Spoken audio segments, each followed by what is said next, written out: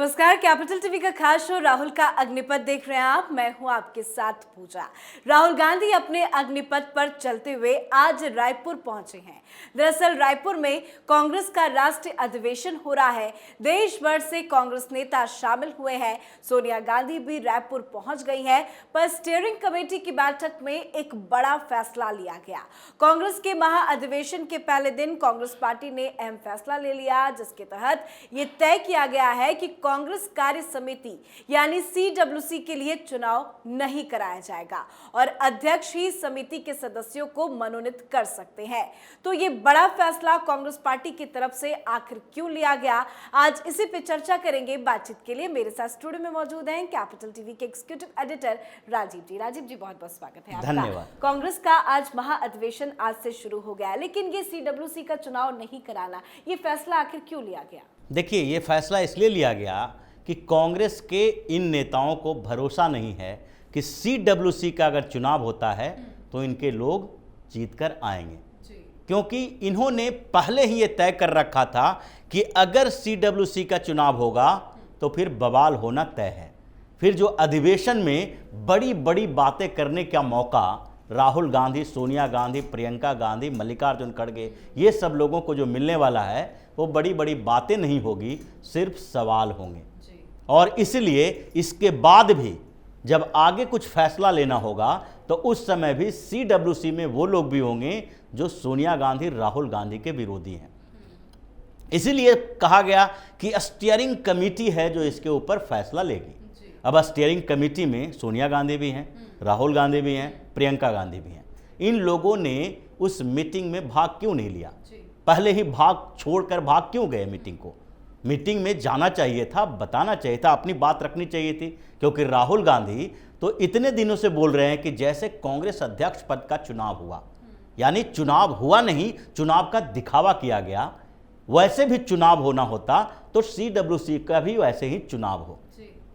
सोनिया गांधी जब अध्यक्ष रहीं तो इतने दिनों में, इतने सालों में, 20 सालों से सीडब्ल्यूसी का चुनाव तो करा ही नहीं। उससे पहले सीताराम केसरी के समय में जब चुनाव हुआ तो बवाल हो गया।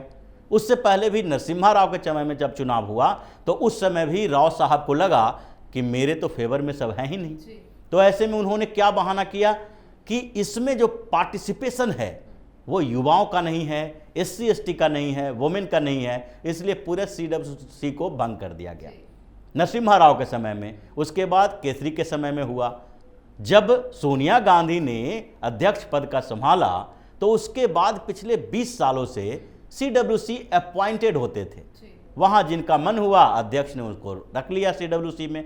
इसलिए राहुल गांधी जब अध्यक्ष बने तो उस समय भी 1 साल कम से कम सीडब्ल्यूसी को चुनाव के रास्ते बनाना चाहिए था। प्रियंका गांधी को राजनीति में लाया गया, उसके बाद डायरेक्ट इनको सीडब्ल्यूसी का मेंबर बना दिया गया, महासचिव भी बना दिया गया।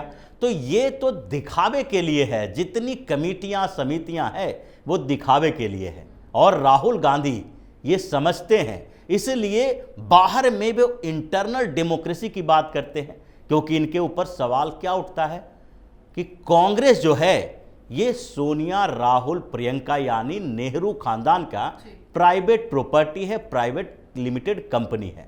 अब इसको ये जैसे चलाना चाहेंगे वैसे चलेगा। अपने चमचे बेलचे को साथ में रख लिया है, लेकिन फिर भी 2.5 घंटे तक स्टीयरिंग कमेटी की बैठक चली। राहुल गांधी नहीं शामिल हुए, प्रियंका और सोनिया भी नहीं शामिल हुई। ये रायपुर पहुंचना ही था तो 2-4 घंटों में ऐसा कौन सा आफत आ रहा था कि आप पहले जाकर उसमें भाग नहीं ले सकते? उनके पहुंचने के बाद कर लेते हैं। उनके पहुंचने के बाद मीटिंग हो जाती, या फिर अगर मीटिंग में इनको वहां पर मौजूद नहीं होना था तो वीडियो कॉन्फ्रेंसिंग से शामिल हो जाते। बिल्कुल। क्योंकि इनको लगा कि अगर मीटिंग होगी और सीडब्ल्यूसी के चुनाव की बात होगी तो राहुल गांधी तो बाहर में ये कह रहे हैं कि हम चुनाव के पक्ष में हैं, अपॉइंटमेंट के पक्ष में नहीं हैं, तो उनको उस मीटिंग में भी बोलना पड़ेगा कि ये चुनाव होना चाहिए।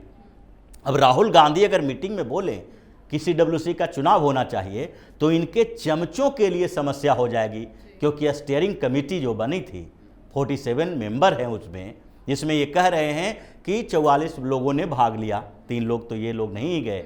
तो इन लोगों ने जो पार्टिसिपेट किया, इन लोगों को में जितने भी राहुल गांधी के चमचे बनाए गए क्योंकि खड़गे ने अपॉइंट किया था। तो उन लोगों को अब कंफ्यूजन हो जाता कि राहुल गांधी का सपोर्ट करें या फिर राहुल गांधी ने जो बैकडोर से कहलवाया है कि चुनाव मत कराओ उसका सपोर्ट करें। अगर ये भी करते कि राहुल गांधी ने चुनाव की बात कही मीटिंग में और सबने विरोध कर दिया, तो मीडिया में एक खबर चलती कि राहुल गांधी की बात किसी ने नहीं मानी, तो इसलिए ये लोग मीटिंग से भाग गए, पहले ही अपने आप को अलग कर लिया। लेकिन सबसे बड़ा सवाल उठता है कि स्टीयरिंग कमेटी में है कौन? 47 मेंबर्स चुने गए थे खड़गे के चुनाव के बाद, तो स्टीयरिंग कमेटी में 47 लोग कौन हैं और कौन लोग सीडब्ल्यूसी में चुनाव की बात कर रहे थे?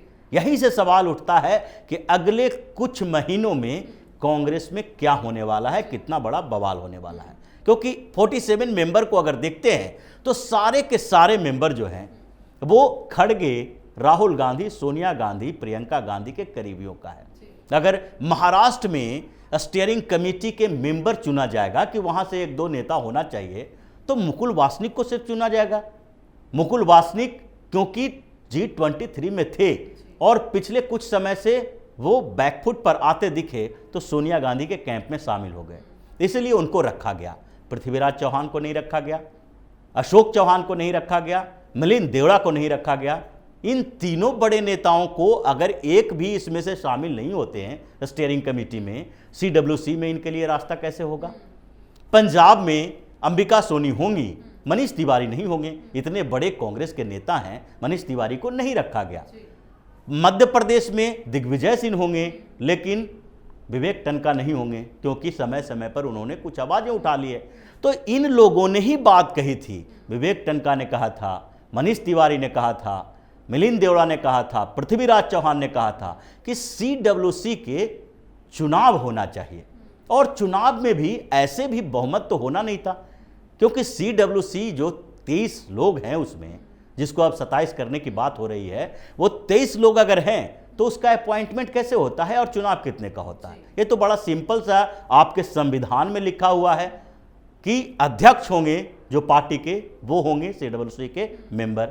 उसके बाद पार्लियामेंट में जो आपके नेता, पार्लियामेंट मतलब संसदीय दल का जो कांग्रेस का नेता होगा, वो होंगे उसके मेंबर। उसके बाद जो लोग बचे हुए हैं उसमें से 11 लोग जो होंगे वो कांग्रेस के अध्यक्ष द्वारा नामित होंगे, यानी मनोनीत किए जाएंगे। और फिर 12 लोगों का चुनाव होगा। अब 23 में 50% लगभग रखा गया है। अब ये लोग अमेंडमेंट क्या करने वाले हैं कि जो पूर्व अध्यक्ष होंगे वो अपने आप मेंबर रहेंगे, जो पूर्व प्राइम मिनिस्टर होंगे कांग्रेस के, कभी भी बने हैं, वो अपने आप मेंबर हो जाएंगे। तो इन लोगों को एडजस्ट करना है, इन लोगों को बताना है कि अब जब तक आजीवन जो लोग कांग्रेस के अध्यक्ष रहे हैं वो आजीवन सीडब्ल्यूसी के मेंबर रहेंगे। सोनिया गांधी जब तक रहेगी मेंबर रहेगी। इनको इसके लिए नॉमिनेट करने वाले लोगों में इनकी लिस्ट शामिल नहीं करनी है। राहुल गांधी मेंबर रहेंगे, वो भी कांग्रेस के अध्यक्ष हो चुके हैं। मनमोहन सिंह जो व्हील चेयर पर बैठे हुए हैं वो भी मेंबर रहेंगे। तो ये जो कहा जा रहा है 50% SC ST OBC महिला युवा होंगे, अगर पूरे AICC को देखा जाए तो इसके 1825 डेलीगेट्स हैं, उसमें से 27% लोग हैं, 500 समथिंग हैं, वही हैं सिर्फ और सिर्फ 50 साल से कम के, और सब तो बुढ़े लोग हैं। और स्टीयरिंग कमेटी को उसी तरीके से बनाया गया था 47 मेंबर में कि वहां पर विरोध की आवाज न उठे। केरल से ओमान चांडी को बनाया गया, AK एंटोनी को बनाया गया, शशि थरूर को नहीं बनाया गया। शशि थरूर जो कि कांग्रेस अध्यक्ष पद का चुनाव लड़े थे और वो 1100 के करीब वोट लेके आए थे। ये बहुत बड़ी बात थी कि गांधी परिवार के कैंडिडेट के खिलाफ 1100 वोट लेकर आना अध्यक्ष के चुनाव में। और पूरे कांग्रेस में इस बात की चर्चा थी कि सीडब्ल्यूसी में शशि थरूर को जाना चाहिए। स्टीयरिंग कमेटी जो बनाई गई है, जो आगे जब तक सीडब्ल्यूसी नहीं बने तब तक के डिसीजन मेकिंग वाली संस्था थी, ये खड़गे को उनको शामिल करना चाहिए था, शशि थरूर को। वो नाराज होकर वहां चल रहे हैं।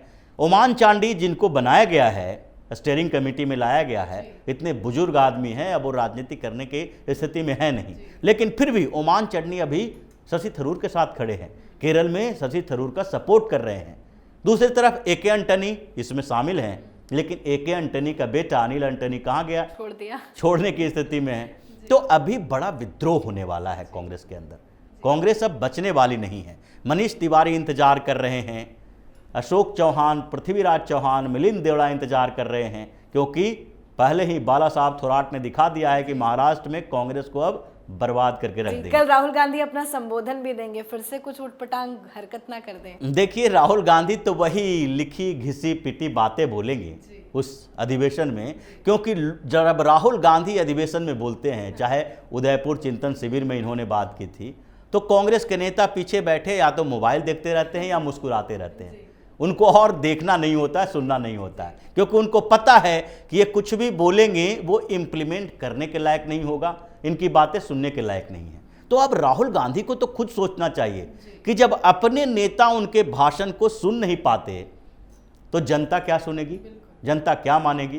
तो ये अधिवेशन ही हो रहा है इसलिए कि लीपापोती किया जाए। ये लोग कह रहे हैं कि सीडब्ल्यूसी के अगर चुनाव करवाया जाए तो बिल्कुल दिखावा है इस बात के लिए कि अब इनको जितने लोग आए हुए हैं, एआईसीसी के मेंबर हैं, डेलीगेट्स हैं, वो सब लोगों को बताना है कि तुम्हारा एक ही मकसद है, कांग्रेस भाड़ में जाए वो मकसद नहीं है।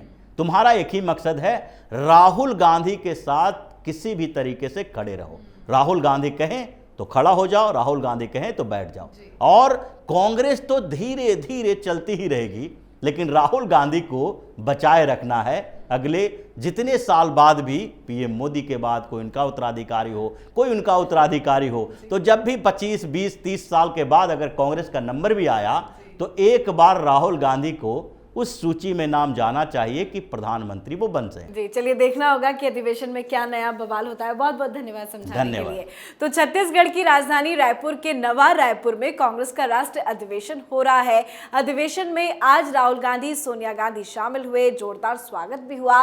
अधिवेशन में ये फैसला हुआ है कि सीडब्ल्यूसी का चुनाव नहीं होगा। अब ये फैसला कांग्रेस ने किस मकसद से लिया और क्यों लिया है वो हमने आपको बताया। आप अपनी राय कॉमेंट करके जरूर लिखें। देखते रहिए कैपिटल टीवी। नमस्कार।